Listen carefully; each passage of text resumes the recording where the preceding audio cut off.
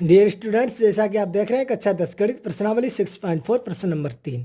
प्रश्न नंबर 3 जैसा कि आप स्क्रीन पर देख सकते हैं, अपने गणित में देख सकते हैं, दिया गया है कि आकृति में एक ही आधार BC पर दो त्रिभुज ABC और DBC बने हैं। यदि AD BC को O पर प्रतिच्छेद करे तो दर्शाइए कि ये आपका है। सही है। तो आकृति बनी है, जो कि मैंने नहीं बनाई है, तो आपको मैं बनाकर दिखा देता हूं। आकृति आपकी बनी है इस प्रकार से।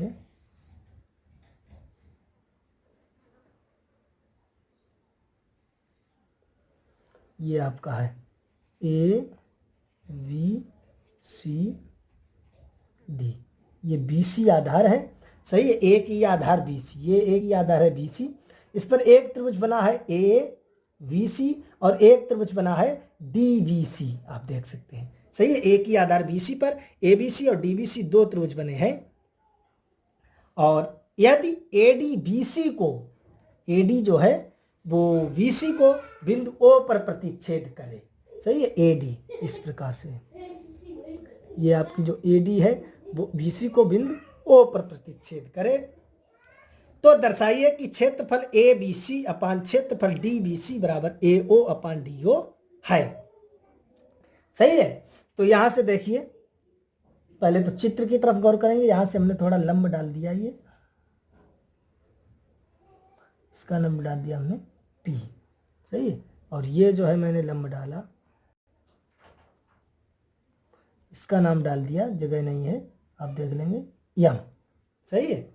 ये DM और AP दो शीर्ष लंब है, आपको ध्यान रखना है। सही है। ये चित्र की तरफ गौर करके अब देखिए आप सवाल की तरफ। पहले तो यही जो हमने लंब डाले हैं तो हम लिख देते हैं कि AP आकृति एक आपकी दी गई है। सही है। तो यहां से लिख देंगे AP और DM। AP और DM रेखा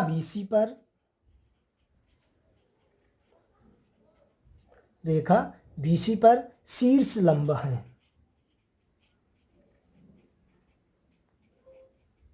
सही है। AP और DM, ये AP आपका है 90 अंश का कोण बनाएगा, ये DM जो है ये रेखा BC पर शीर्ष लंब है, आप देख सकते हैं। यहां से लिखेंगे चूंकि हमें ज्ञात है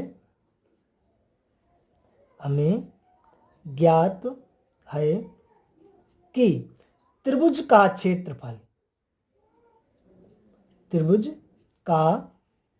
क्षेत्रफल बराबर होता है 1/2 इंटू आधार और इंटू ऊंचाई या शीर्ष लंब।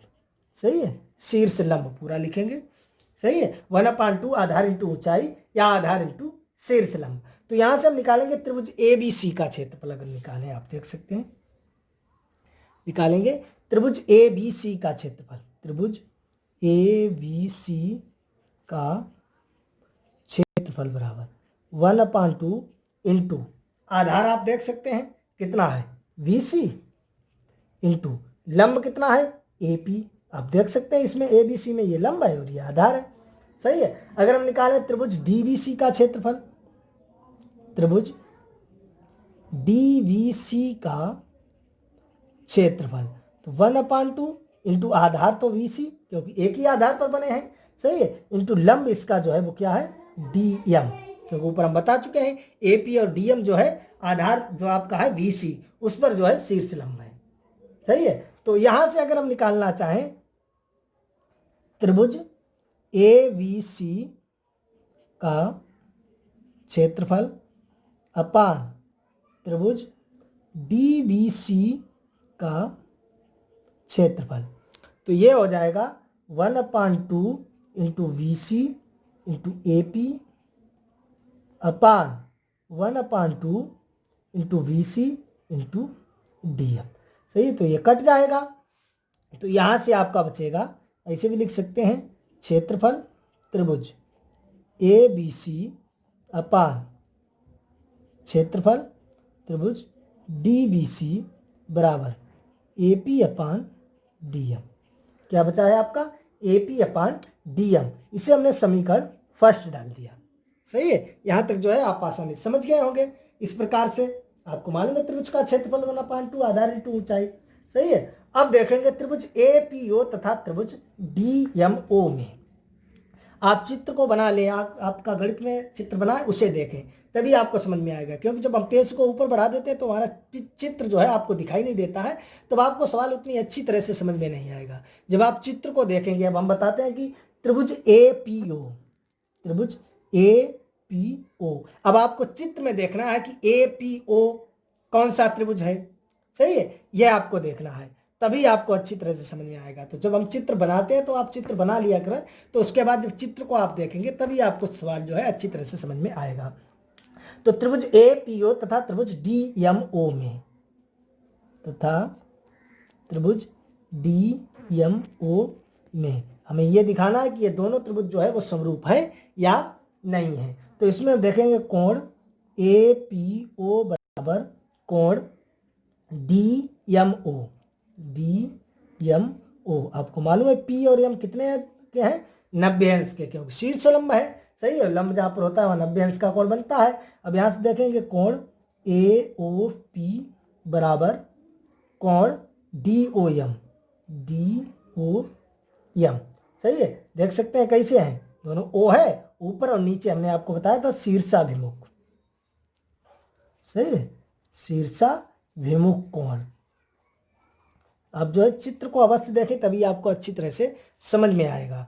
सही है, अन्यथा आप उतनी अच्छी तरह से नहीं समझ पाएंगे। तो यहाँ से हम लिख सकते हैं, इसलिए त्रिभुज एपीओ समरूप त्रिभुज डीएमओ, ए समरूपता कसौटी से, समरूपता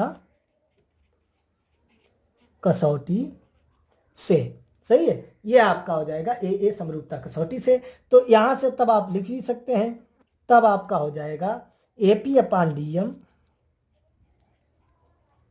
बराबर एओ अपान डीओ, एओ अपान डीओ।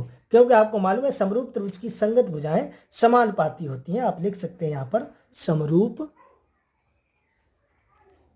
त्रिभुज की संगत भुजाएं, संगत भुजाएं समानुपाती होती हैं या आनुपातिक होती हैं। सही है, समानुपाती होती हैं या आनुपातिक होती हैं। ये मैंने यहाँ से जो है लिख दिया है। सही है, तब इसे आप जो है देख सकते हैं समीकरण 1 से, समीकरण फर्स्ट से देखेंगे क्या है, क्षेत्रफल त्रिभुज ए बी सी अपान क्षेत्रफल त्रिभुज डी बी सी। सही है, डी बी सी बराबर आपका दिया गया A P upon D M, और A P upon D M आप देख सकते हैं ए ओ अपान डी ओ के बराबर है, तो इसे हम लिख सकते हैं ए ओ अपान डी ओ। सही है, और यही तो आपका जो है सिद्ध करने को है। आप आसानी से इसे देख सकते हैं, समझ सकते हैं। क्वेश्चन को देखेंगे पुनः, ये आपका क्वेश्चन दिया गया, ये चित्र आपका बना है। सही है, एक आधार BC पर दो त्रिभुज ABC और DBC बने हैं। तो हमने अपनी तरफ से AP और DM लंब डाले, तो यहाँ से हमने लिख भी दिया AP और DM रेखा BC पर शीर्ष लंब है। चूंकि हमें ज्ञात है कि त्रिभुज का क्षेत्रफल 1/2 आधार इंटू ऊंचाई है शीर्ष लंब, इसलिए ABC का अगर क्षेत्रफल निकाले तो 1/2 BC आधार है इंटू AP लंब है। अगर DBC का क्षेत्रफल निकाले तो 1/2 BC आधार है, आधार क्योंकि एक ही है, और DM लंब है। अगर हम निकाले त्रिभुज ABC का क्षेत्रफल अपान त्रिभुज DBC का क्षेत्रफल, तो ये अपान में और ये कट के आपका आ जाएगा AP अपान DM। इसे मैंने डाल दिया समीकरण फर्स्ट, आप देख सकते हैं। समीकरण फर्स्ट डालने के बाद फिर हमने APO तथा DMO त्रिभुज को लिया और दोनों को समरूप दिखाया। किस प्रकार से आप देख सकते हैं, और समरूप त्रिभुज की जो है संगत भुजाएं अनुपातिक होती हैं, इसलिए AP अपान DM बराबर AO अपान DO हो जाएगा। तब आप देखेंगे समीकरण 1 से क्षेत्रफल त्रिभुज ABC अपान क्षेत्रफल त्रिभुज DBC, AP अपान DM की जगह AO अपान DO रख देंगे। यही हमें सिद्ध करना है। मैं आशा करता हूं कि आपको अच्छी तरह से समझ में आ गया होगा। कहीं पर कोई प्रॉब्लम है, डाउट है तो कमेंट बॉक्स में हमें बता सकते हैं। मिलेंगे अगले वीडियो में प्रश्न नंबर 4 के साथ।